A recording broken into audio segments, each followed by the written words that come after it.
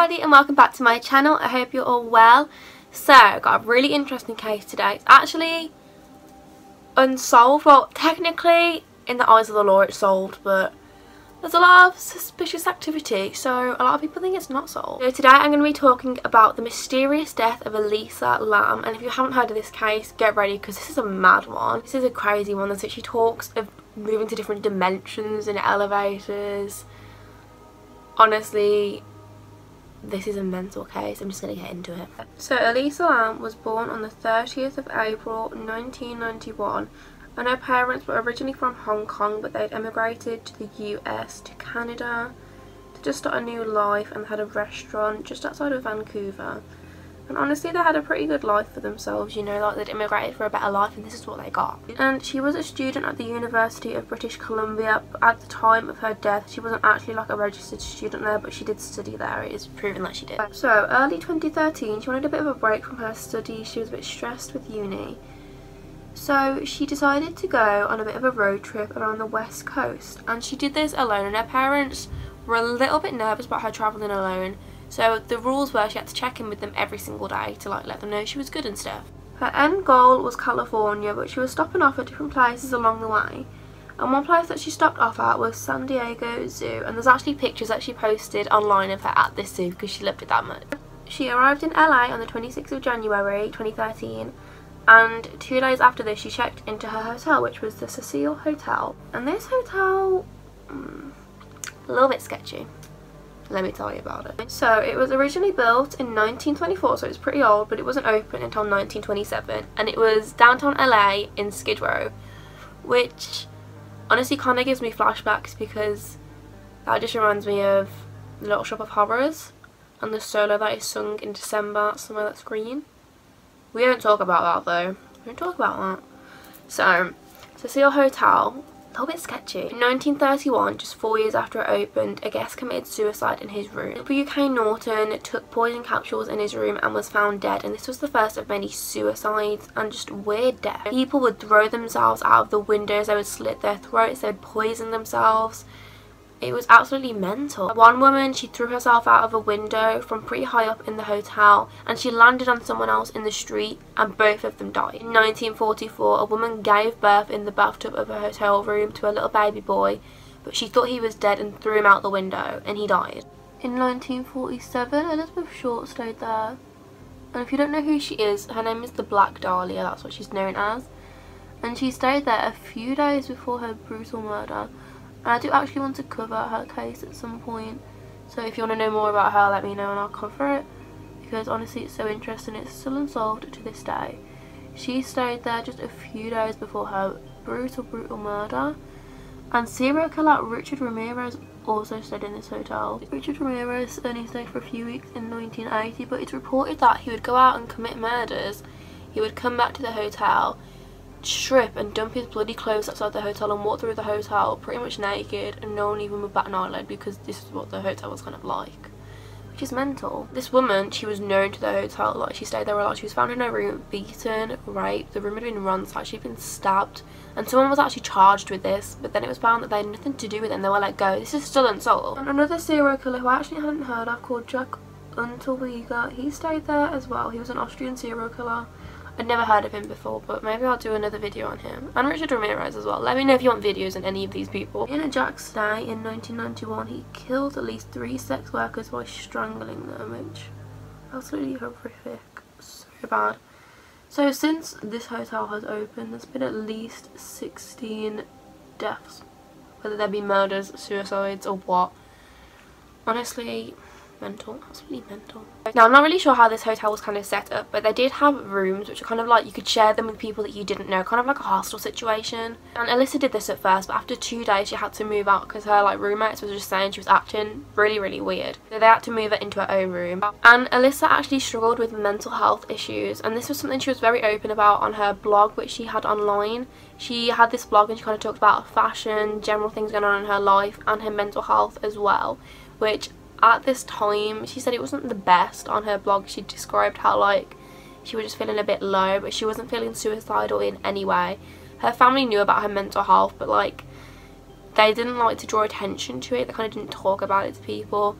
and they said that she had never like gone missing, she'd never been suicidal at any point. Like, she was diagnosed with depression and bipolar disorder, but you know, she had medication for these that she took and she was getting the help that she needed. Her blog has been going for quite a while as well. She started it in 2010 and originally it was on Blogspot. It was moved to Tumblr. I don't know, I think she moved it for like popularity reasons. Also on there she spoke about how she was worried that she might get kicked out of school for her bad grades. She was having to miss a lot of school because of her mental health and she was worried this would have a major impact and she would get kicked out. Now, like I said earlier, she had to check in with her parents every single day on her trip just to let them know that she was alright. And on January 31st, she did not check in with them, so obviously they were a little bit concerned. But you know, she's a big girl, she can take care of herself.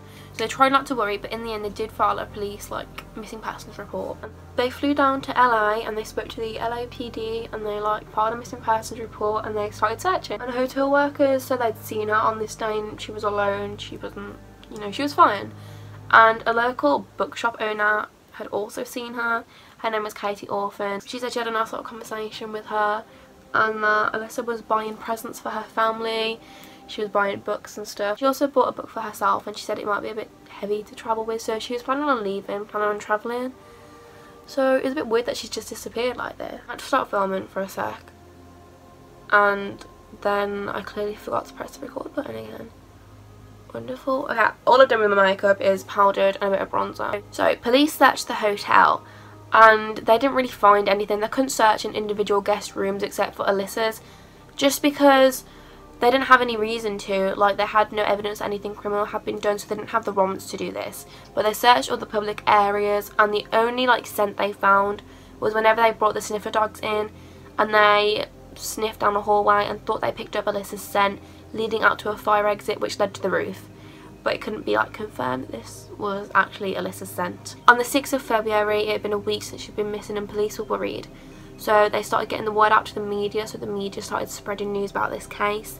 They were putting posters up everywhere with Elisa's face and they really wanted to find this girl. And obviously hotel security footage was checked, and on the 15th of Feb, the only known footage of Elisa, the last thing that we know is her, was released to the public.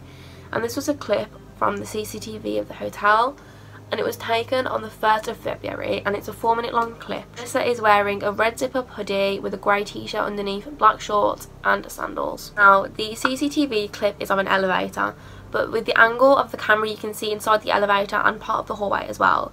And you see Elisa walk over from the left hand side. She goes into the elevator and starts pressing some buttons, but the doors don't close. So she goes to the edge of the elevator and starts looking down the hallway and she looks really panicked. And then this kind of continues for the rest of the clip.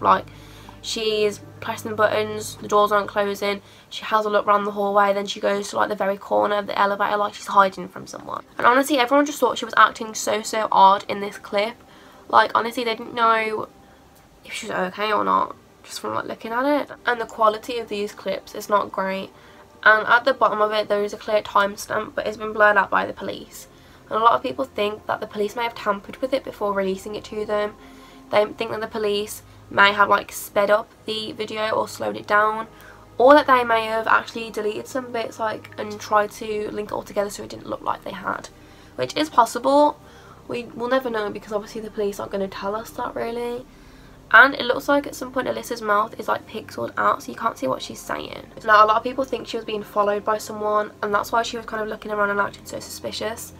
Some people think that she was on some sort of drugs, or it could have been her bipolar disorder and she could have been having a manic episode, or maybe it was side effects of her medication, because the medication she was on, it is a known side effect. It's quite rare, but it is a known side effect to have psychotic episodes. Now, some of the side effects that are kind of caused by the medication she was on, these are very rare of course, are hallucinations, delusions, paranoia and lack of insight. Now, in this video she is clearly having some psychomotor aggravation, which is basically when your body moves but you aren't controlling it, and it's basically an anxiety thing with what people think with Elisa. They think it was anxiety, and other things that people do is just a nervous shake, pacing around a room, uncontrollable tongue movement, wriggling hands and just twitching in general. And this can be caused by mania. But during the time that she was missing, hotel guests started complaining about the water, and they started saying that the water pressure was really low and it tasted really funny, and when it first came out of like the taps it would come out black and then it would like go clear after a few seconds. Obviously hotel staff were a bit confused, so they went to go and check it out and see, you know, what was actually going on, if there was a problem with the water. So on February 19th, a hotel worker called Santiago Lopez, he went up to the roof, which is where the water tanks were. There were 4 big water tanks which provided water for the hotel, and he went to go and check them. And to check them he had to get a ladder, and he had to climb up the ladder and open up the really heavy lid. And it was in one of the tanks that the body of Elisa Lam was found. These tanks provided water for all of the like rooms in the hotel, for the little cafe near the hotel, the kitchen, so it provided water for a lot of people. So a lot of people have been drinking water which had like a dead body in, which I find disgusting. So Elisa, she was completely naked and her clothes were found nearby on the roof, and it's honestly, this is just where it gets mad. This is where the case gets madder and madder since the body was found. So the clothes that she was found were the same clothes in the elevator footage, so it's thought that she died on the same day. And she was also found with her room key and her watch. Now obviously it'd been a while since she went missing and was likely dead, so her body was bloated with water. It was in a really bad condition. It was pretty decomposed as well, and her skin was like a greenish colour with a marbling effect, obviously from the water and being in water for so long. Now they did an autopsy and they found no signs of any like dangerous drugs in her system, you know, like anything illegal. But they did find some drugs, obviously her prescribed drugs. Showed that she had not taken her antipsychotic tablet recently, which could like link towards what happened in the elevator. She'd not taken her mood stabiliser for a while, and she'd only taken 1 of her 2 antidepressants that day. She had a very low level of alcohol in her body, like not an illegal level or anything. It was actually a level which would have maybe like given her a bit of blurred judgment a bit, but nothing major. Also a painkiller found, just ibuprofen, you know, like nothing major. There were no signs of physical trauma on her body, and they confirmed that she had not been sexually assaulted in any way. Now, one mistake they did make was they did not test for any date rape drugs, but studies do show that most of these are like put into alcohol, and obviously because she had a low alcohol level they kind of just presume that she wouldn't have had anything inside of her, which I think is a big like misjudgment. I see where they're coming from, but they need to check every single angle. Her death was ruled on the 21st of Feb as an accidental drowning relating to her bipolar disorder. And you would think, you know, case closed, but everyone was confused at how she got up to this hotel roof. All the doors and like entrances to it were locked, and the only people who had keys were the hotel workers. And if anyone tried to open it without a key, the alarms would have gone off, and no hotel workers had their keys missing. So how did Elisa get up to this roof in the first place? Even if she did manage to do it, how did she get into that tank by herself? Like I said, even hotel workers, they had to climb up onto a separate concrete block, get a ladder, climb up onto the ladder and lift the really heavy lid up. Hotel workers all said that it would have been near impossible for her to have put the lid back on by herself from inside. The lid was £20 and Elisa was £120. And honestly, I don't think she would have been able to do this. The family all said that it just didn't seem like her, something else had happened, because she'd never been suicidal before. And police dogs had searched the roof and they found no trace of her at all. So how did they miss it, you know? And police say that the police dogs didn't search near the water tanks, but surely they should have searched near the water tanks. Like, it's part of the hotel. Obviously, because she hadn't been taking her meds, she would have had a heightened state of mind, and this could have caused her to be thinking things that weren't true. And a lot of these cases, people in these states of minds have a mad like strength. I don't know how to explain it. It's like a lot more strength than what they normally would. It's like the flight or fight thing, whenever people like have just mad strength that they didn't have before. And this state of mind gives people like intuitions, and they have like, they feel like they have to complete things. And it could have been like this with Elisa. Obviously we'll never know though. But a lot of people were obviously still confused about this video and what actually happened. People were a bit concerned that she'd been hiding from someone who had eventually killed her, or like led her up to the roof and then like forced her into the tank. It is possible that the police could have edited someone out of the video for their own safety, or that they just couldn't be seen on the video.